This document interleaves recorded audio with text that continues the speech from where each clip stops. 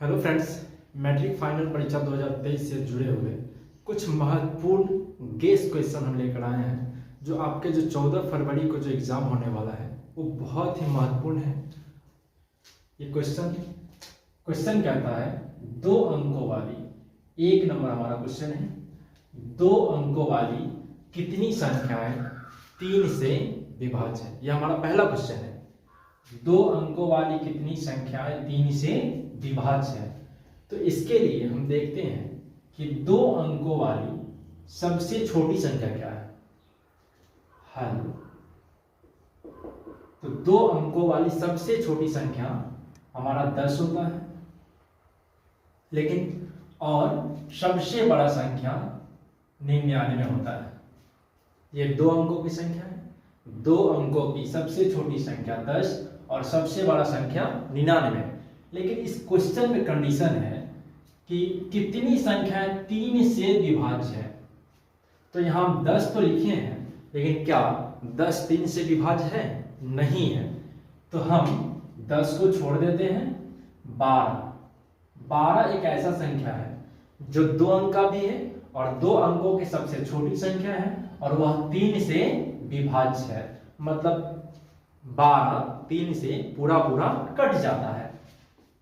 तो पहला संख्या 12, इसके बाद 15, 18, 21 डैश डैश डैश और ये लास्ट 99। हमारा 99 भी 3 से पूरा कट जाता है। तो 10 को हम छोड़ देते हैं, अर्थात 12, 15, 18, 21 डैश डैश और ये 99। ये सभी संख्याएं 3 से विभाज्य है जो 2 अंकों वाली है। तो क्वेश्चन कहा कि कितनी संख्या है। अब यदि हम इसको लिखना शुरू करें 12, 15, 18, 21 तो हमें काफी समय लग जाएगा। तो इसके लिए हम क्या करेंगे, कुछ संख्या लिख लिए और कुछ फॉर्मूला का उपयोग करके हम यह पता कर लेंगे कि कितनी संख्याएं हैं जो 3 से विभाज्य है। तो ये हमारा प्रथम पद कहलाएगा, अर्थात a बराबर 12। इसके बाद हम लोग d की आवश्यकता होगी, तो d निकालते हैं। तो d निकालने के लिए a2 माइनस a1, ठीक है। तो हम इसे a1, a2, a3, a4 कहते हैं। तो a2 का मान 15 माइनस a1 का मान हो जाएगा 12। और ये सबसे अंतिम वाला जो पद है उसे हम tn कहते हैं, अर्थात tn बराबर हो जाएगा 99। तो tn का जो फॉर्मूला होता है a plus n minus 1 into D.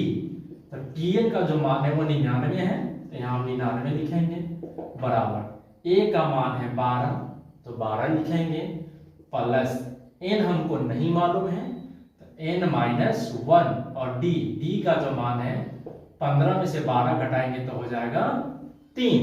तो यहाँ हम गुना 3 लिख लेते हैं। अब इसे हल करते हैं। 99 बराबर 12 प्लस 3 से n में गुना कर लेंगे तो 3n हो जाएगा, माइनस तो माइनस 1 से 3 में गुना करेंगे तो ये 3 हो जाएगा।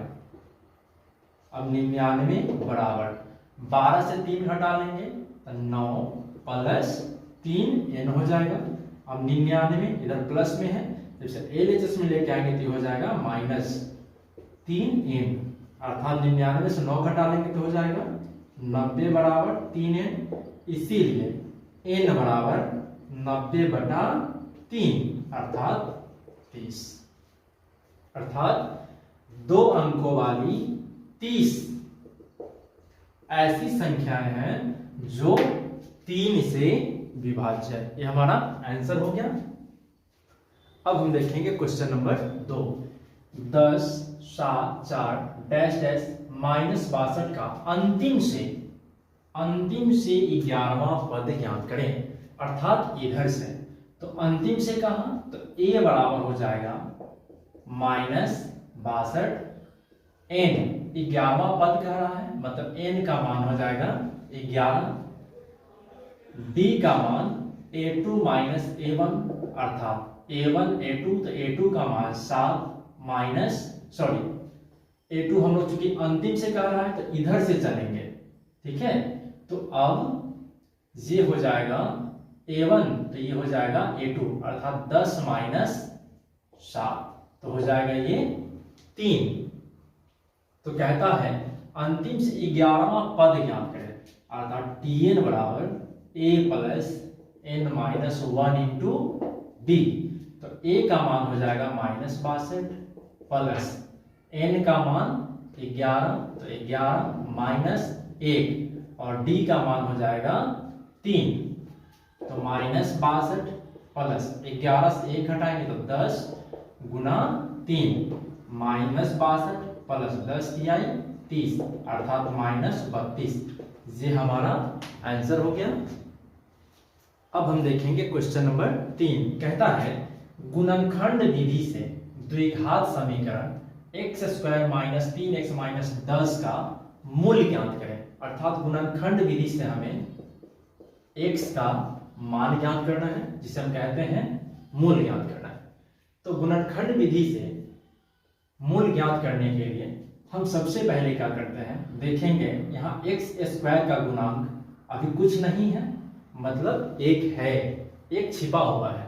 तो हम क्या करते हैं, 1 से 10 में गुणा करते हैं, अर्थात द्विघात समीकरण का पहले पद का गुणांक अर्थात x² का गुणांक जो 1 है और अंतिम जो 10 है, अर्थात 1 में हम 10 से गुणा करेंगे तो हमें 10 मिलेगा और हम 10 को गुणनखंड करके माइनस में 3 लाना है।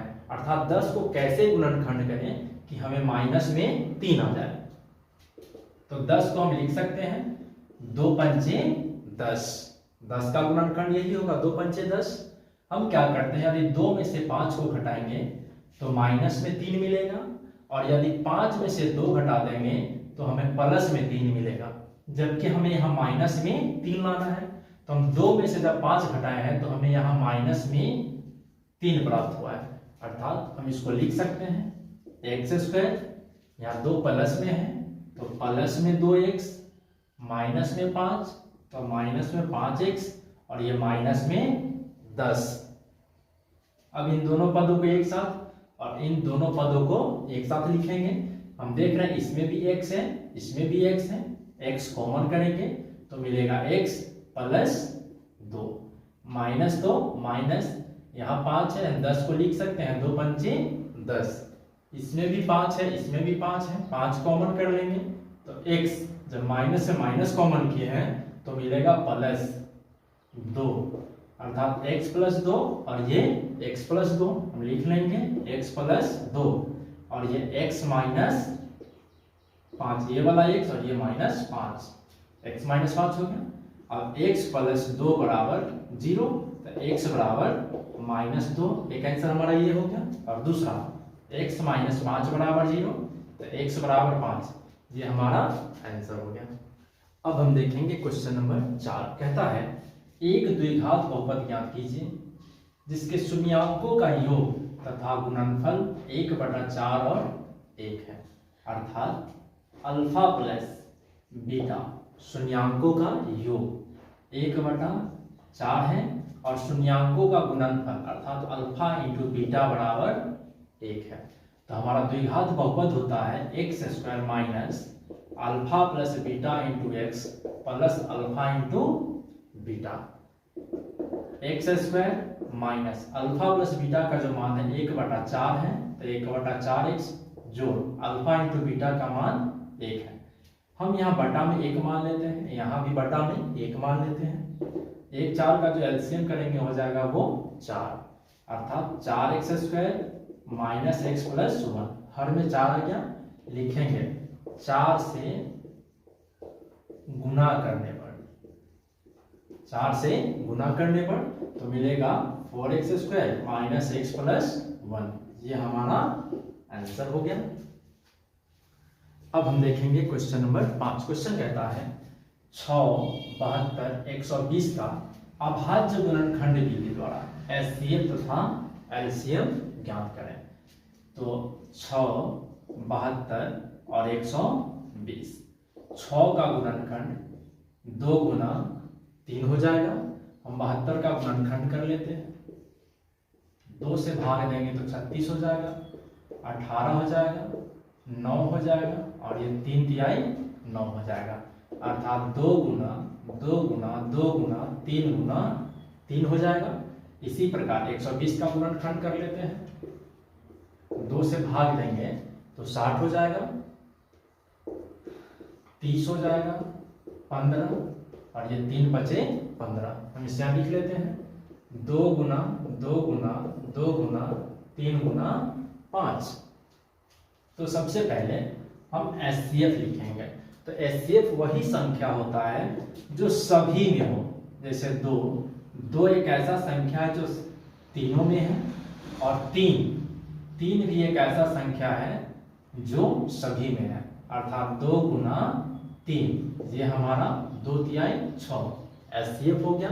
अब चाहिए एलसीएम, तो एलसीएम ये 2 को हम लिखेंगे और ये 3 को लिखेंगे, और ये 2 दोनों में है तो दोनों में से एक 2 को लिखेंगे, फिर यहाँ ये 2 है हम इसे लिखेंगे, बच गया 3 और 5, तो 3 और 5 को लिखेंगे। अब हम इसे गुना कर लेंगे, 2 तिहाई 6, 6 दूना 12, 12 पंचे 60 और 60 में 6 360, ये हमारा एलसीएम हो गया।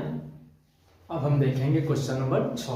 क्वेश्चन कहता है 96 और 404 का अभाज्य गुणनखंड विधि द्वारा एचसीएफ तथा एलसीएम ज्ञात करें। इससे पहले हम लोग देखे 3 अंकों वाला था, अभी 2 है, 1 और 2। तो सबसे पहले हम 96 और 404 लिख लेते हैं। अब 96 का गुणनखंड करेंगे, 2 से भाग देंगे तो 48, 24, 12, 6 और ये 3 हो जाएगा, 2 गुना 2 गुना 2 गुना 2 गुना 2 गुना 3 हो जाएगा। अब 404 का गुणनखंड कर लेते हैं, 2 से भाग देंगे 202 हो जाएगा, 2 से भाग देंगे 101 हो जाएगा, अर्थात 2 गुना 2 गुना 101। तो सबसे पहले हम इसका एचसीएफ लिखेंगे। एचसीएफ वो होगा जो दोनों में है, तो 2 लिख लिए, एक और 2 हो जाएगा, 2 2 दूना 4, ये हमारा एचसीएफ हो गया। अब चाहिए एलसीएम, तो 2 यह भी 2 होगा, गुना ये सभी लिखेंगे, 2 गुना 2 गुना 2 गुना 3 और ये 101 गुना 101। अब क्या करते हैं, हम इसको गुना कर लेंगे, तो 2 दूना 4 दूना 8 दूना 16 दूना 32, 32 में हम गुना कर लेते हैं 3 से, 6 और 9 और 101 में 96 से गुना कर लेंगे तो हो जाएगा ये 606 909, अर्थात ये हमारा आंसर 96 हो जाएगा, 9696, ये हमारा आंसर हो गया। अब हम देखेंगे क्वेश्चन नंबर 7। क्वेश्चन कहता है यदि एचसीएफ 306 और 657 बराबर 9 दिया है तो एलसीएम 306 और 657 को ज्ञात करें। तो इसके लिए हमारा फॉर्मूला होता है 2 संख्याओं का गुणनफल बराबर एलसीएम गुना एचसीएफ। तो हमारा 2 संख्या, एक 306 है गुना दूसरा 657 बराबर एलसीएम हमें ज्ञात करना है, इसे एलसीएम ही रहने देंगे, और एचसीएफ दिया है 9, तो यहाँ हम इसको लिख लेंगे 9। इसीलिए एलसीएम बराबर 306 गुना 657 बटा 9। हम 9 से भाग दे देते हैं तो ये हो जाएगा 9 तिया 27 9 चौका 36, अर्थात 34 गुने 657। ठीक है, हम इसे गुना कर लेंगे, 657 में 34 से 7 चौका 28 के 8 हासिल 2, 5 चौका 20, 2 22 के 2 6 24 2 26, 7 21 के 1 हासिल 2, 5 3 15 16 17 के 7 हासिल 1, 18 1 19, 8 3 7 6 13 3 हासिल 1, 10 2 12 के 2 हासिल 1, ये हो जाएगा 22 338।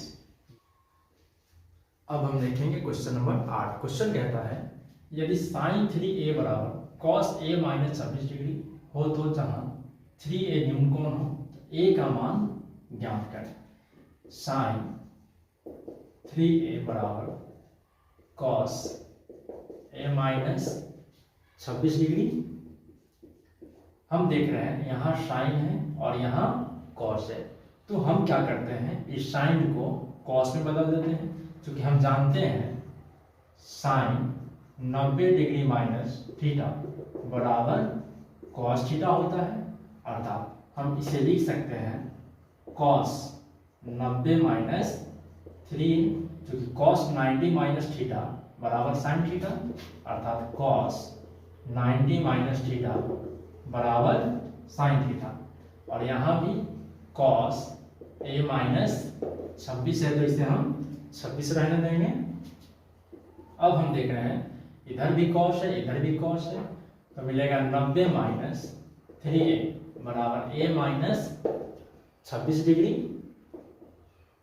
a वाले को हम एक तरफ कर लेते हैं और बिना a वाले को एक तरफ, अर्थात माइनस 3a, इधर प्लस में इधर आएगा तो ये भी माइनस, और ये माइनस 26 इधर प्लस में इधर जाएगा तो ये भी माइनस हो जाएगा।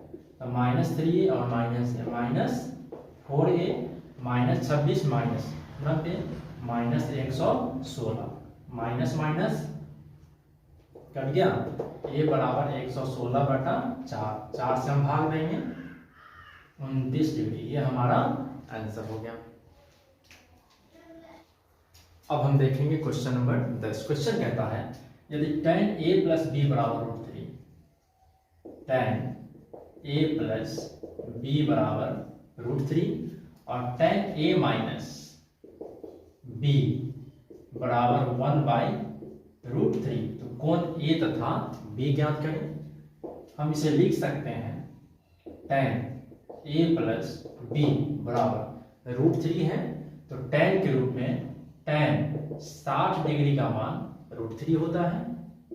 अब इधर भी tan इधर भी tan, तो a प्लस b बराबर 60, ये हो गया हमारा समीकरण 1।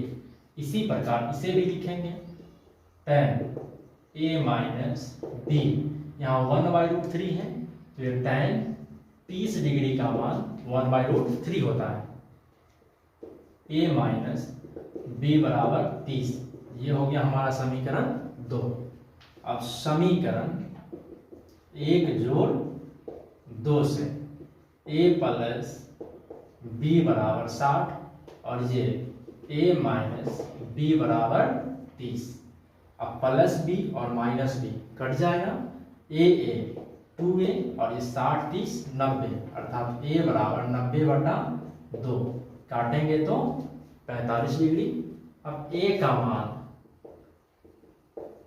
समीकरण 1 में रखने पर, तो हमारा समीकरण 1 है a प्लस b बराबर 60, जहाँ a का मान 45 प्लस b बराबर 60, तो b बराबर 60 45, 60 से जब 45 घटाएंगे तो 15, अर्थात a बराबर 45 डिग्री और b बराबर 15। ये हमारा आंसर हो गया। अब हम देखेंगे क्वेश्चन नंबर 11। क्वेश्चन कहता है यदि tan 2a बराबर cot a माइनस 18 हो, तो a का मान ज्ञात करें। tan 2a बराबर cot a माइनस 18 डिग्री। हम जानते हैं cot 90 डिग्री माइनस थीटा बराबर tan थीटा होता है।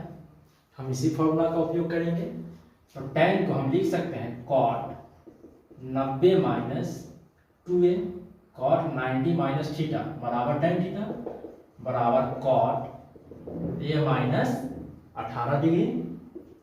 अब इधर भी cot है इधर भी cot है, तो 90 माइनस 2a बराबर a माइनस 18। अब a वाले को एक तरफ रखेंगे और बिना a वाले को एक तरफ, तो माइनस 2a इधर माइनस प्लस में इधर आएगा तो माइनस, और ये माइनस 18 इधर प्लस में इधर जाएगा तो ये minus, minus 2a minus a minus 3a minus 18 minus 90, minus में 108, माइनस माइनस कट गया, तो a बराबर 108/3। हम 108 में 3 से भाग दे देंगे, 3 × 9 1 बचे, 6 × 3 18, अर्थात ए बराबर 26 डिग्री। अब हम देखेंगे क्वेश्चन नंबर 12। क्वेश्चन कहता है एपी का प्रथम 5 पद लिखिए, जबकि प्रथम पद 4 और शार्प अंतर 2 है, अर्थात ए बराबर 4। हम ए को A1 भी लिख सकते हैं। शार्प अंतर मतलब डी बराबर हमें 2 दिया है, हमें दूसरा पद लिखना है, तो A2 बराबर A1 प्लस डी, जहाँ A2 का मान है 4 और D का मान है 2, तो 4 और 2 6 हो जाएगा। तीसरा पद A2 प्लस D, अर्थात A2 का मान 6 जो D का मान 2, 6 2 8 हो जाएगा। तीसरा पद तीसरा ये हो गया। चौथा पद A3 प्लस D, अर्थात 8 जोड़ 2 10 हो जाएगा। और ये पांचवा पद A4 प्लस D, अर्थात 10 जोड़ 2 10 2 12 हो जाएगा। और ये छठा पद A5 प्लस D, अर्थात 12 जोड़ 2, ये 14।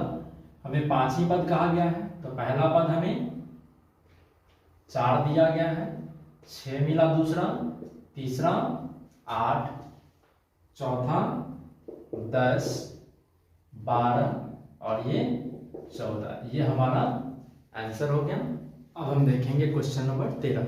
क्वेश्चन कहता है यदि किसी एपी का 8वां पद 17 T8 बराबर 17, 8वां पद अर्थात T8 बराबर 17, 14वां पद अर्थात T14 बराबर 29 है, तो एपी का प्रथम पद और शार्प अंतर ज्ञात करें, अर्थात ए और डी का मान हमें ज्ञात करता है।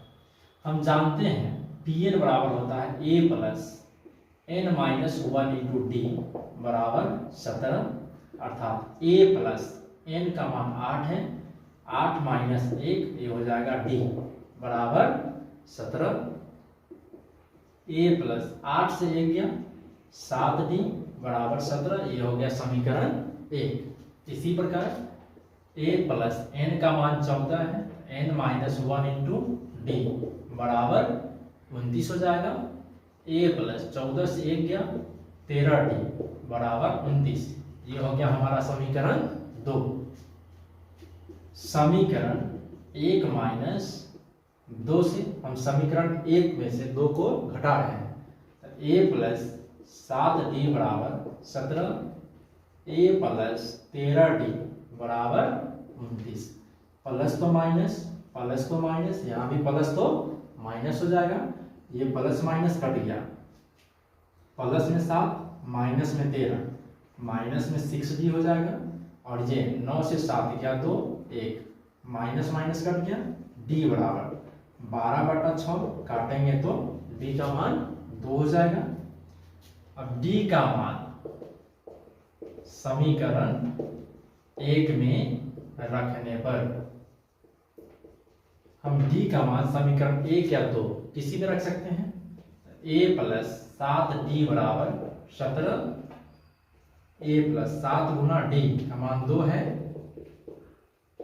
a प्लस 7 गुना 14 बराबर 17, तो a बराबर 17, इधर प्लस में इधर जाएगा तो ये माइनस, अर्थात 3, ये हमारा आंसर हो गया। अब हम देखेंगे क्वेश्चन नंबर 14। क्वेश्चन कहता है दो संख्याओं का मौसम 23 है, लसा 1449 है, यदि संख्या 161 है तो दूसरी संख्या ज्ञात करें। इसके लिए फॉर्मूला होता है दो संख्याओं का गुणनफल बराबर लसा गुना मौसम। तो दो संख्या, पहला संख्या हमारा 161 दिया गया है, दूसरा संख्या हमें नहीं मालूम है, दूसरा संख्या बराबर लसा 1449 और मौसा 23 है। तो हम इसे अब लिख सकते हैं दूसरा संख्या बराबर 1449 गुने 23 बटा 161, 23 सते 161 हो जाएगा, और 7 से भाग दे दीजिए, 7 दूना 14, 7 7 49, अर्थात 207। फ्रेंड्स, यदि मेरा वीडियो पसंद आता है तो मेरे चैनल को सब्सक्राइब करें, लाइक करें, कमेंट्स करें और अपने दोस्तों से जरूर शेयर करें। Thank you.